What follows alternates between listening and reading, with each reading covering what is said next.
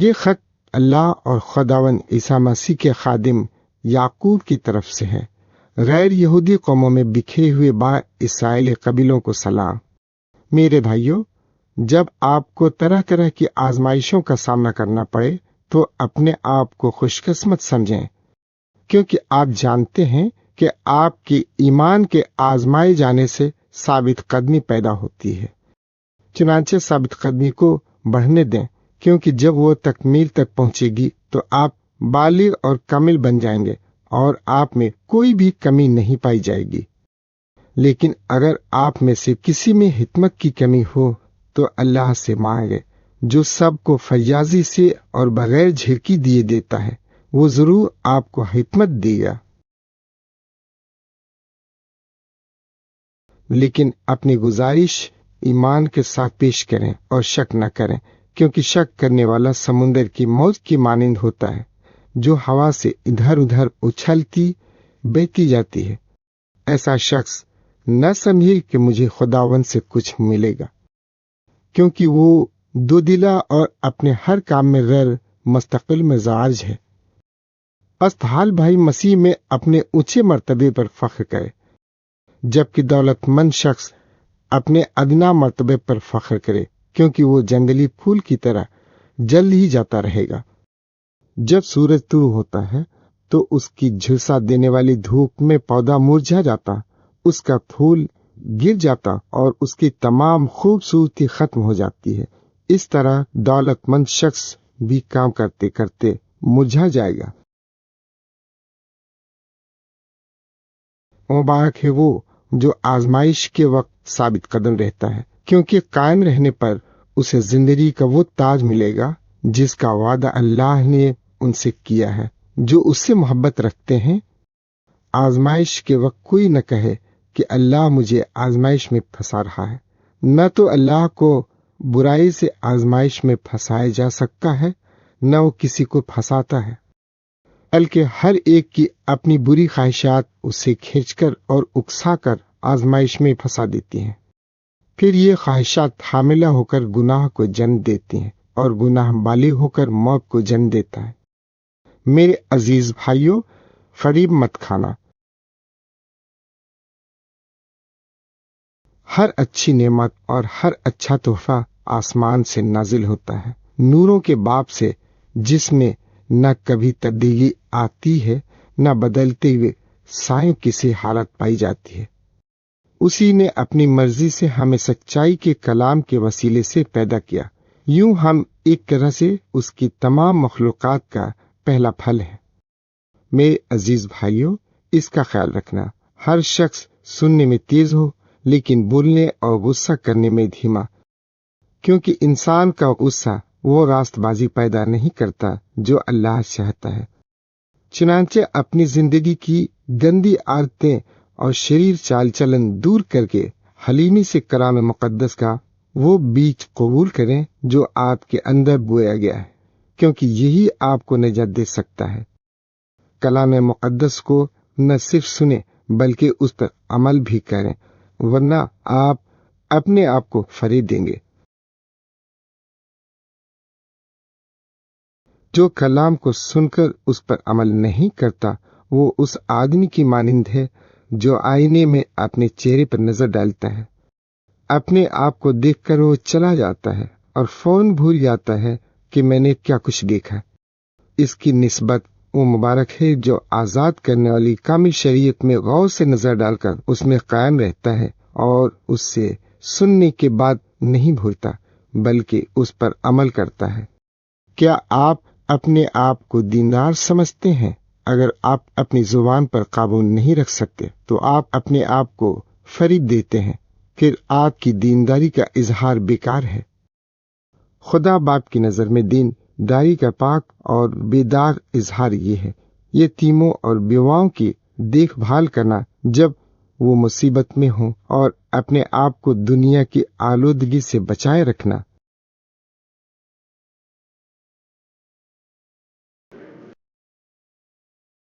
میرے بھائیوں، لازم ہے کہ آپ جو ہمارے جلالی خداوند عیسیٰ مسیح پر ایمان رکھتے ہیں جانبداری نہ دکھائیں۔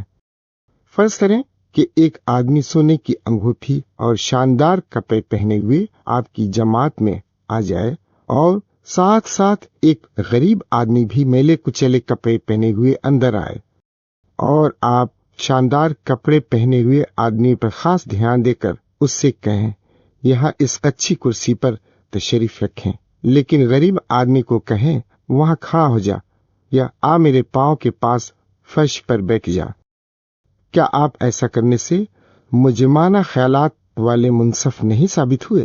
کیونکہ آپ نے لوگوں میں ناروا فرق کیا ہے۔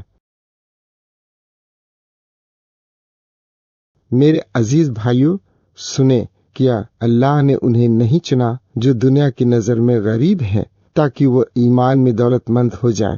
یہی لوگ وہ بادشاہی میراث میں پائیں گے جس کا وعدہ اللہ نے ان سے کیا ہے جو اسے پیار کرتے ہیں۔ لیکن آپ نے ضرورت مندوں کی بے عزتی کی ہے۔ ذرا سوچ لیں وہ کون ہیں جو آپ کو دباتے اور عدالت میں گھسیٹ کر لے جاتے ہیں؟ کیا یہ دولت مند نہیں ہے؟ وہی تو عیسیٰ پر کفر بکتے ہیں، اس عظیم نام پر جس کے پیروکار آپ بن گئے ہیں۔ اللہ چاہتا ہے کہ آپ کلام مقدس میں مذکور شاہی شریعت پوری کریں۔ اپنے پڑوسی سے ویسی محبت رکھنا جیسی تو اپنے آپ سے رکھتا ہے۔ چنانچہ جب آپ جانبداری دکھاتے ہیں تو گناہ کرتے ہیں اور شریعت آپ کو مجرم ٹھہراتی ہے۔ مت بھولا کہ جس نے شریعت کا صرف ایک حکم توڑا ہے وہ پوری شریعت کا قصوروار ٹھہرتا ہے، کیونکہ جس نے فرمایا زنا نہ کرنا، اس نے یہ بھی کہا قتل نہ کرنا۔ ہو سکتا ہے کہ آپ نے زنا تو نہ کیا ہو لیکن کسی کو قتل کیا ہو، تو بھی آپ اس ایک جرم کی وجہ سے پوری شریعت توڑنے کے مجرم بن گئے ہیں۔ چنانچہ جو کچھ آپ کہتے اور کرتے ہیں یاد رکھیں کہ آزاد کرنے والی شریعت آپ کی عدالت کرے گی، کیونکہ اللہ عدالت کرتے وقت اس پر رحم نہیں کرے گا جس نے خود رحم نہیں دکھایا، لیکن رحم عدالت پر غالب آ جاتا ہے۔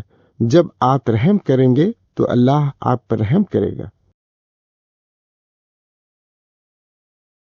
میرے بھائیوں، اگر کوئی ایمان رکھنے کا دعویٰ کرے لیکن اس کے مطابق زندگی نہ گزارے تو اس کا کیا فائدہ ہے؟ کیا ایسا ایمان اسے نجات دلا سکتا ہے؟ فرض کریں کہ کوئی بھائی یا بہن کپڑوں اور روزمرہ روٹی کی ضرورت مند ہو۔ یہ دیکھ کر آپ میں سے کوئی سے کہے اچھا جی خدا حافظ، گرم کپڑے پہنو اور جی بھر کر کھانا کھاؤ، لیکن وہ خود یہ ضروریات پوری کرنے میں مدد نہ کرے، کیا اس کا کوئی فائدہ ہے؟ غرض محض ایمان کافی نہیں، اگر وہ نیک کاموں سے عمل میں نہ لایا جائے تو وہ مردہ ہے۔ ہو سکتا ہے کوئی اعتراض کرے، ایک شخص کے پاس تو ایمان ہوتا ہے، دوسرے کے پاس نیک کام آئیں، مجھے دکھائیں کہ آپ نیک کاموں کے بغیر کس طرح ایمان رکھ سکتے ہیں۔ یہ تو ناممکن ہے، لیکن میں ضرور آپ کو اپنے نیک کاموں سے دکھا سکتا ہوں کہ میں ایمان رکھتا ہوں۔ اچھا، آپ کہتے ہیں ہم ایمان رکھتے ہیں کہ ایک ہی خدا ہے۔ شاباش، یہ بالکل صحیح ہے۔ شیاطین بھی یہ ایمان رکھتے ہیں، وہ یہ جان کر خوف کے مارے تھرتھراتے ہیں۔ ہوش میں آئے، کیا آپ نہیں سمجھتے کہ نیک اعمال کے بغیر ایمان بیکار ہے؟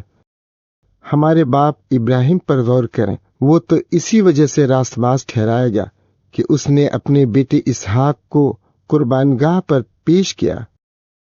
آپ خود دیکھ سکتے ہیں کہ اس کا ایمان اور نیک کام مل کر عمل کر رہے تھے۔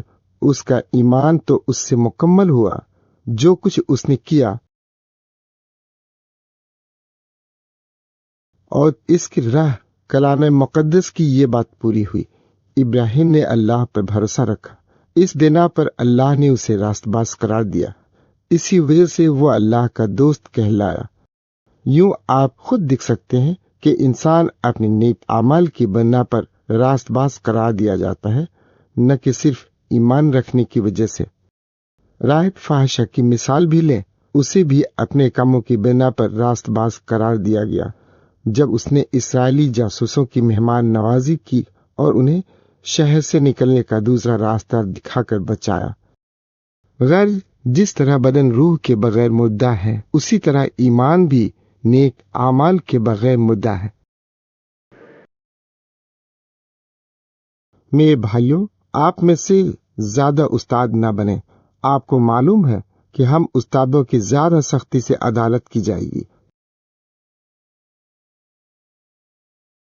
हम सबसे तो कई तरह की गलतियां सजद होती हैं, लेकिन जिस शख्स से बोलने में तभी गलती नहीं होती वो कामिल है और अपने पूरे बदन को काबू में रखने के काबिल है। हम घोड़े के मुंह में लगाम का दहाना रख देते हैं ताकि वो हमारे हुक्म पर चले, और इस तरह हम अपनी मर्जी से उसका पूरा जिस्म चला लेते हैं। यह बारबानी जहाज की मिसाल लें। जितना भी बड़ा वो हो और जितनी भी तेज हुआ चलती हो, नाखुदा एक छोटी सी पतवार के जरिए उसका रुख ठीक रखता है। यूं ही वो उसे अपनी मर्जी से चला लेता है। इसी तरह जुबान एक छोटा सा औजू है, लेकिन वो बड़ी बड़ी बातें करती है। देखें, एक बड़े जनरल को भस्म करने के लिए एक ही चिंगारी काफी होती है। जुबान भी आग की मानिंद है। बदन के दिगर आज़ा के दरमियान रहकर उसमें नाराजगी की पूरी दुनिया पाई जाती है। वो पूरे बदन को आलूदा कर देती है।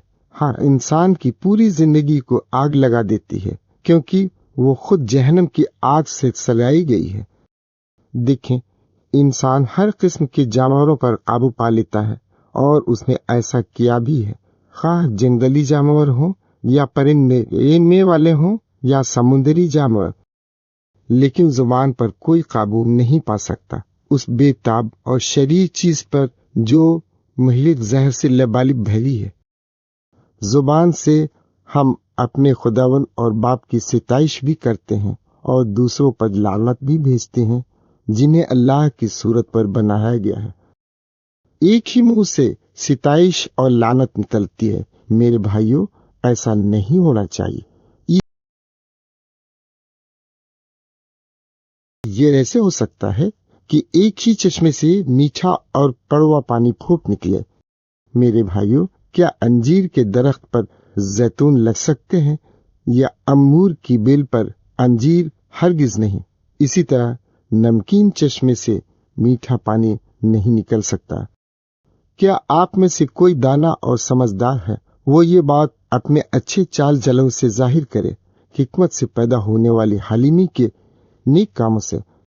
लेकिन खबरदार, अगर आप दिल में हसद की कड़वाहट और खुदगर्जी पाल रहे हैं तो इस पर शैफी मत मानना, न सच्चाई के खिलाफ झूठ बोलें। ऐसा फख्र आसमान की तरफ से नहीं है, बल्कि दुनियावी, गैर रूहानी और इब्लीस से है। क्योंकि जहां हसद और खुदगर्जी है, वहां फसाद और हर शरीर काम पाया जाता है। आसमान के हिकमत फर्क है, और तो वो पाक और मुकद्दस है, नेज वो अमन पसंद, नर्म दिल, फर्माबरदार, रहम और अच्छे फल से भरी हुई, गैर जानीदार और खुलूस दिल है। और जो सुलह कराते हैं उनके लिए रास्तबाजी का फल सलामती से बोया जाता है।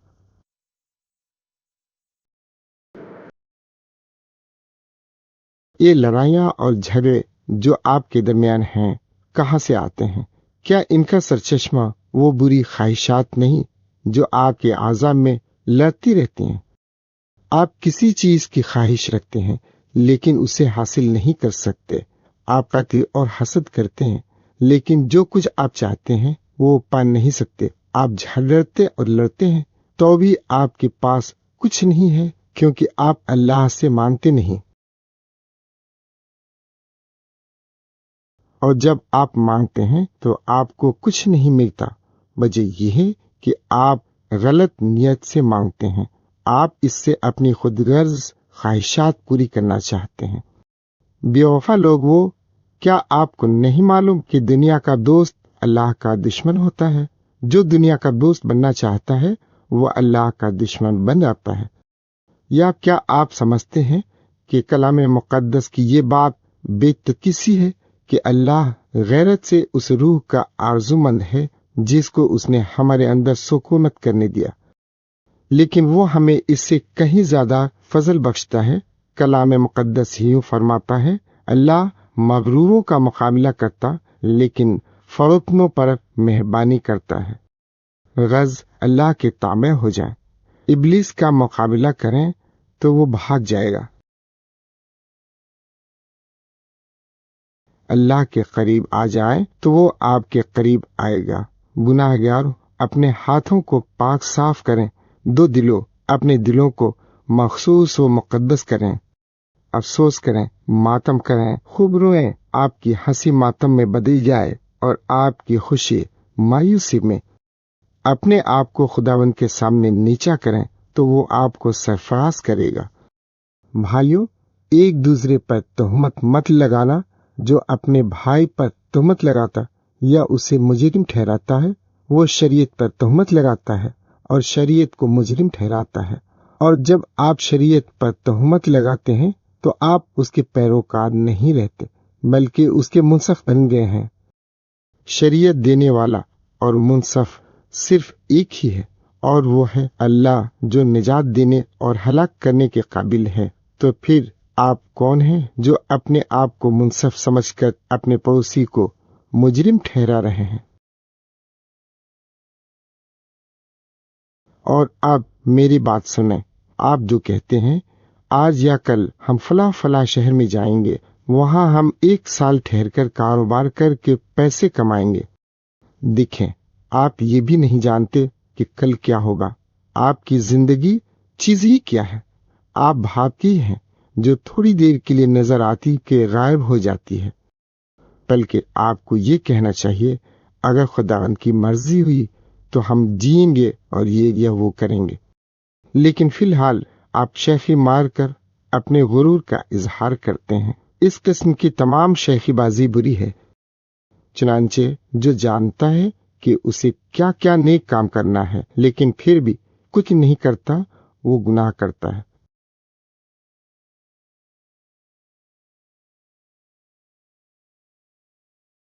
اولت مندو، اب میری بات سنیں، خوب روئیں اور گریہ وزاری کریں، کیونکہ آپ پر مصیبت آنے والی ہے۔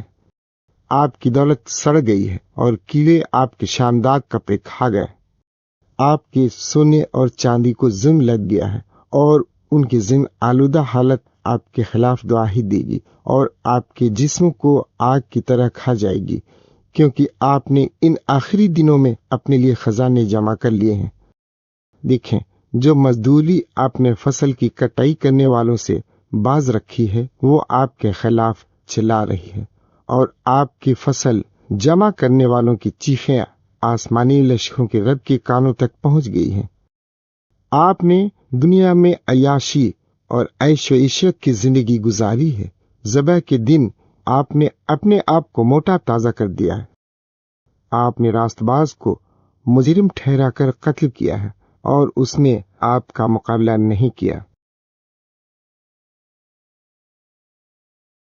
بھائیو، اب صبر سے خداوند کی آمد کے انتظار میں رہیں۔ کسان پر غور کریں جو اس انتظار میں رہتا ہے کہ زمین اپنی قیمتی فصل پیدا کرے۔ وہ کتنے صبر سے خریف اور بہار کی بارشوں کا انتظار کرتا ہے۔ آپ بھی صبر کریں اور اپنے دلوں کو مضبوط رکھیں، کیونکہ خداوند کی آمد قریب آ گئی ہے۔ بھائیو، ایک دوسرے پر مت بڑبڑانا، ورنہ آپ کی عدالت کی جائے گی۔ منصف تو دروازے پر کھڑا ہے۔ بھائیو، ان نبیوں کے نمونے پر چلیں جنہوں نے رب کے نام میں کلام پیش کر کے صبر سے دکھ اٹھایا۔ دیکھیں، ہم انہیں مبارک کہتے ہیں جو صبر سے دکھ برداشت کرتے تھے۔ آپ نے ایوب کی ثابت قدمی کے بارے میں سنا ہے، اور یہ بھی دیکھ لیا کہ رب نے آخر میں کیا کچھ کیا، کیونکہ رب بہت مہربان اور رحیم ہے۔ میرے بھائیوں، سب سے بڑھ کر یہ کہ آپ قسم نہ کھائیں، نہ آسمان کی قسم، نہ زمین کی، نہ کسی اور چیز کی۔ جب آپ ہاں کہنا چاہتے ہیں تو بس ہاں ہی کافی ہے، اور اگر انکار کرنا چاہیں تو بس نہیں کہنا کافی ہے، ورنہ آپ مجرم ٹھہریں گے۔ کیا آپ میں سے کوئی مصیبت میں پھنسا ہوا ہے؟ وہ دعا کرے۔ کیا کوئی خوش ہے؟ وہ ستائش کے گیت گائے۔ کیا آپ میں سے کوئی بیمار ہے؟ وہ جماعت کے بزرگوں کو بلائے تاکہ وہ آ کر اس کے لیے دعا کریں اور خداوند کے نام میں اس پر تیل ملیں۔ پھر ایمان سے کی گئی دعا مریض کو بچائے گی اور خداوند اسے اٹھا کھڑا کرے گا، اور اگر اس نے گناہ کیا ہو تو اسے معاف کیا جائے گا۔ چنانچہ ایک دوسرے کے سامنے اپنے گناہوں کا اقرار کریں اور ایک دوسرے کے لیے دعا کریں تاکہ آپ شفا پائیں۔ راست شخص کی مؤثر دعا سے بہت کچھ ہو سکتا ہے۔ الیاس ہم جیسا انسان تھا، لیکن جب اس نے زور سے دعا کی کہ بارش نہ ہو تو 3.5 سال تک بارش نہ ہوئی۔ پھر اس نے دوبارہ دعا کی تو آسمان نے بارش عطا کی اور زمین نے اپنی فصلیں پیدا کی۔ میرے بھائیوں، اگر آپ میں سے کوئی سچائی سے بھٹک جائے اور کوئی اسے صحیح راہ پر واپس لائے تو یقین جانے جو کسی گنہگار کو اس کی غلط راہ سے واپس لاتا ہے وہ اس کی جان کو موت سے بچائے گا اور گناہوں کی بڑی تعداد کو چھپا دے گا۔